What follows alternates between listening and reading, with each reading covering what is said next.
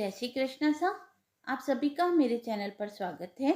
आइए सुनते हैं माघ मास महात्म्य अध्याय 26 पिशाच और महात्मा देवदूती के संवाद का वर्णन। इतनी कथा सुनाकर महर्षि वशिष्ठ कहने लगे, हे राजन, इस तरह शोक से व्याकुल उस पिशाच का करुणोदय रुदन सुनकर देवदूती का दिल दया से आर्द्र हो गया और उसे कष्टों से छुटकारा दिलाने की इच्छा से वे उनके पास चले गए। तब उन्होंने उस रौद्र शरीर वाले पिशाच को देखा, जिसका भयंकर मुख, नेत्र भूरे, शरीर दुर्बल और धुएं की तरह काला रंग था। उसके सिर के बाल ऊपर को और जीभ लपलपाते हुई होठों को चाट रही थी। वह साक्षात यमदूतों की तरह दिखाई देता था। हे राजन, इस तरह उस भयंकर पिशाच को आंखों से आंसू बहाते हुए देखकर कौतुकवश होते हुए बोले, हे भीषण आकृति वाले व्यक्ति, तुम कौन हो और इस तरह रुदन क्यों कर रहे हो? हम तुम्हारा क्या उपकार कर सकते हैं, वह हमें बतलाओ। हे राजन, देवदूती के ऐसे मीठे वचन सुन रुदन त्याग कर पिशाच ने कहा, हे भगवान, यद्यपि मैं महापापी हूँ तो भी आपके दर्शन करके मैंने यह अनुभव किया है कि अभी मेरा पिछला पुण्य भी बाकी है, क्योंकि बिना शुभ कर्मों के आप जैसे महात्माओं के दर्शन नहीं होते। मैं अपने पाप कर्मों की कथा सुनाता हूँ, सुनिए। हे द्विजराज, पहले जन्म में मैं एक बहुत बड़ा पराक्रमी और प्रभुत ऐश्वर्य से युक्त राजा था, परंतु मैंने कभी दीन दुखियों को किसी भी तरह से सहायता नहीं की और न धर्म से युक्त होकर प्रजा का भलीभांति पालन किया। इतना ही नहीं, मैंने उन विष्णु भगवान से, जिनका नाम लेने से बड़े बड़े अधर्मी सदगति को प्राप्त हो जाते हैं, द्वेष करते हुए उनके भक्तों को सदा महाकष्ट पहुंचाया था। हाय, ब्रह्मा आदि सब देवताओं और शंकर आदि सब योगी मुक्ति की इच्छा से जिन भगवान का निरंतर चिंतन किया करते हैं, मुझ पापात्मा ने उन्हीं प्रभु से द्वेष किया।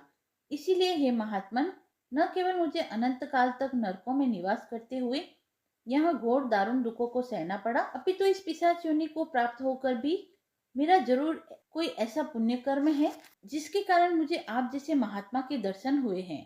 इसीलिए अब कोई ऐसा यत्न बतलाइए जिससे कि मैं इस अधम योनि से छूटकर सत्गति को प्राप्त कर सकूं। हे भगवान, यद्यपि वन पर्वतों पर नाना प्रकार के मधुर फलों से लदे हुए अनगिनत वृक्ष खड़े हैं और मधुर जल से भरे हुए अनेक जलाशय स्थित है, लेकिन मैं मंदभागी उनमें से कुछ भी प्राप्त नहीं कर सकता और रात दिन भूख प्यास से पीड़ित होकर रुदन करता हुआ पागलों की तरह वन पर्वतों में घूमता हूँ। एक क्षण के लिए भी मुझे कहीं पर चैन नहीं मिलता है। केवल पवन के सहारे कर्म विपाक से जीवित हूँ। हाय, इस दारुण कष्टों से युक्त पिशाच योनि का अंत कब होगा? हे राजन, उस पिशाच के यह दीन वचन सुनकर वह परोपकारी महात्मा आश्चर्यचकित होते हुए कहने लगे, गति बड़ी प्रबल है। जो महापराक्रमी राजा को अशुभ कर्मों से लिप्त कराकर उसका भगवान और सज्जन पुरुषों से द्वेष करा देती है और शास्त्रों के जानने वाले विद्वानों को लोभ मोह आदि के सागर में डुबोकर शुभ कर्मों से वंचित कर देती है, अर्थात उन्हें अधोगति प्राप्त करा देती है। इसे भाग्य की विडंबना न कहें तो क्या कहें? हे पिशाच देहधारी राजन, खैर, जो भी कुछ तुमने किया उसका फल प्राप्त किया, परंतु तुम्हें परमेश्वर तथा उनके भक्तों से द्रोह नहीं करना चाहिए था। यह उचित नहीं था। अब तुम्हारे पापों की शांति का केवल एक ही अवसर है कि कुंभ के अवसर पर तुम माघ के महीने में प्रयागराज में जाओ। वहां जाकर त्रिवेणी में विधि विधान से स्नान करते हुए भगवान का भजन करो।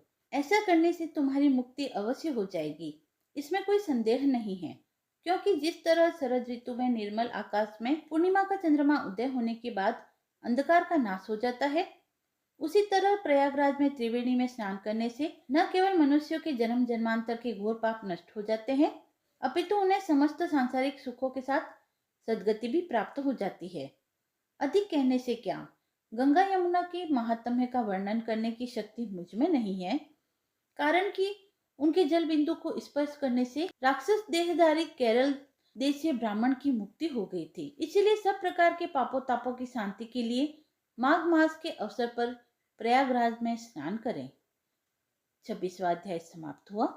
आइए अब हम सुनते हैं माघ मास में रोज सुनी जाने वाली माघ मास स्नान के महत्व तथा धर्म राज्य की कहानी। पहले हम माघ स्नान महत्व की कहानी सुनेंगे। भारतीय संवत्सर का 11वां चंद्रमास और 10वां सौर मास माघ कहलाता है। इस महीने में माघ नक्षत्र युक्त पूर्णिमा होने से इसका नाम माघ पड़ा। इस दिन व्रत दान तपस्या से भी भगवान श्री हरि को इतनी प्रसन्नता नहीं होती जितनी कि माघ महीने में स्नान करने मात्र से होती है। माघ मास की अमावस्या को प्रयागराज में 3,10,00,000 अन्य तीर्थों का समागम होता है। अतः नियम पूर्वक उत्तम व्रत का पालन करते हुए माघ मास में प्रयागराज में स्नान करना चाहिए। ऐसा करने से व्यक्ति पाप से मुक्त होकर स्वर्ग को जाता है। प्राचीन काल में नर्मदा के तट पर सुव्रत नामक एक ब्राह्मण देवता निवास करते थे। वे समस्त वेदों, वेदांगों, धर्मशास्त्रों व पुराणों के ज्ञाता थे। इतने विज्ञ होते हुए भी सुव्रत ने अपने ज्ञान का प्रयोग धर्म कार्यों में नहीं किया, अपितु आजीवन धन कमाने के लोभ में ही फंसा रहा। इतने लोभी कि चांडाल से भी संकोच नहीं किया। इस प्रकार उन्होंने 1,00,000 स्वर्ण मुद्राएं एकत्र कर ली। धनोपार्जन में लगे लगे ही वृद्धावस्था ने उन्हें आ घेरा। सारा शरीर जर्जर हो गया। काल के प्रभाव से सारी इंद्रियां शिथिल हो गई और वे कहीं आने जाने में असमर्थ हो गए।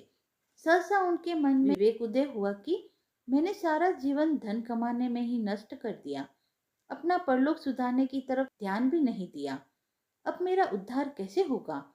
मैं तो आजीवन कभी सत्कर्म ही नहीं कर पाया। सुव्रत इस प्रकार पश्चाताप की अग्नि में दग्ध हो रहे थे। उधर रात्रि में चोरों ने उनका सारा धन चोरी कर लिया। सुव्रत को पश्चाताप तो था ही, धन के चोरी हो जाने से उनकी नश्वरता का भी उन्हें बोध हो गया। अब उन्हें चिंता थी तो सिर्फ परलोक सुधारने की।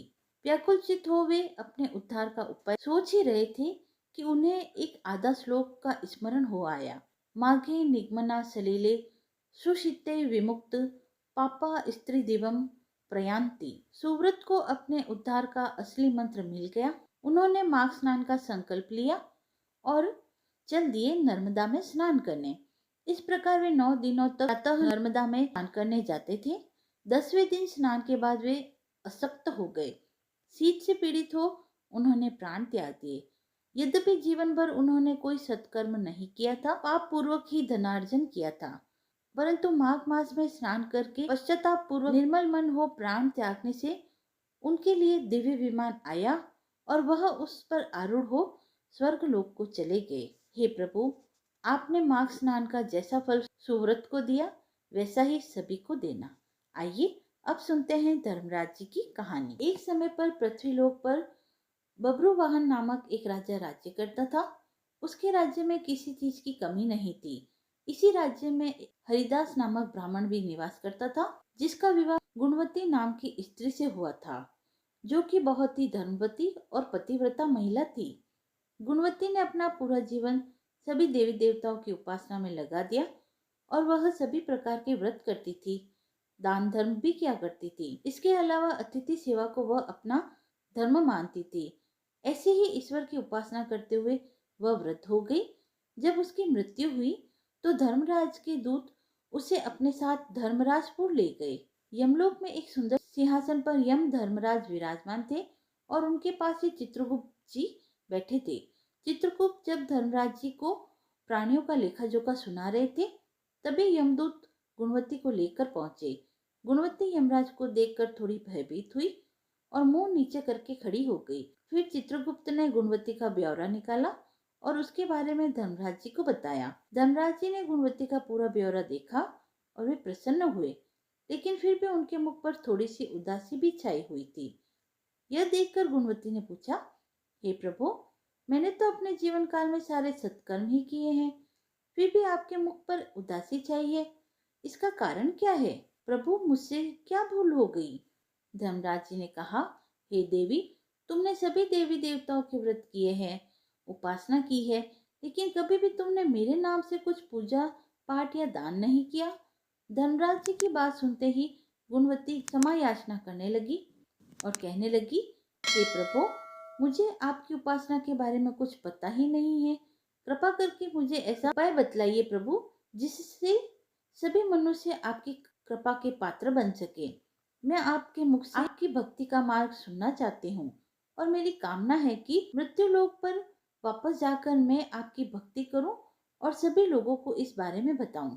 धर्मराज जी ने बताया, जिस दिन सूर्य देव उत्तरायण में प्रवेश करते हैं, यानी मकर संक्रांति के दिन मेरी पूजा शुरू करनी चाहिए और उस दिन से लेकर पूरे साल तक मेरी पूजा करते हुए यह कथा सुननी चाहिए। साथ ही मेरी पूजा करने वाले व्यक्ति को धर्म के इन 10 नियमों का पालन अवश्य करना चाहिए। धीरज रखना यानी संतुष्ट रहना, अपने मन को वश में रखना और सभी को क्षमा करना, किसी प्रकार का दुष्कर्म नहीं करना, मानसिक और शारीरिक शुद्धि का ध्यान रखना, अपनी इंद्रियों को वश में रखना, बुरे विचारों को अपने मन में न लाना, पूजा पाठ और दान पुण्य करना, व्रत करना और व्रत की कहानी सुनना, सच बोलना और सभी से अच्छा व सच्चा व्यवहार करना और क्रोध न करना। धर्म के इन सभी लक्षणों का पालन करते हुए एक साल तक मेरी कथा नियम से सुने, दान पुण्य और परोपकार के काम करें और अगली मकर संक्रांति पर इस व्रत का उद्यापन करें। इसके बाद मेरी एक मूर्ति बनाकर विधि विधान से प्राण प्रतिष्ठा करवाकर हवन पूजन करें और साथ ही चित्रगुप्त जी की भी पूजा करें और काले तिल के लड्डुओं का भोग लगावें। इसके बाद ब्राह्मण भोज करावें और बांस की टोकरी में 5 सेर अनाज का दान करें। साथ ही किसी जरूरतमंद को गद्दा, तकिया, कंबल, लोटा, चप्पल, वस्त्र आदि का दान करें। संभव हो तो गोदान करें। धर्मराज से व्रत की पूरी कथा सुनकर गुणवती ने पुनः धर्मराज जी से प्रार्थना की, हे प्रभु, मुझे फिर से मृत्युलोक में जाने दीजिए, जिससे मैं आपका व्रत कर सकूं, साथ ही इस व्रत का प्रचार भी लोगों में कर सकूं। इस पर धर्मराज जी ने गुणवती को धरती लोक पर फिर से जाने दिया। धरती पर वापस आकर गुणवती ने धर्मराज जी द्वारा बताए गए व्रत के बारे में अपने पति को बतलाया। मकर संक्रांति आते ही गुणवती और उसके पति ने यह व्रत शुरू किया। इसी व्रत के प्रभाव से उन पर धर्मराज जी की कृपा हुई और उन्हें मोक्ष की प्राप्ति हुई। हे प्रभु, आपने जैसी दया गुणवती व उसके पति पर की, वैसी ही दया सभी पर बनाए रखना। बोले धर्मराज जी महाराज की जय। कथा समाप्त हुई। यदि आपको यह पसंद आई हो तो आप मेरे चैनल को लाइक, शेयर एंड सब्सक्राइब करें। धन्यवाद।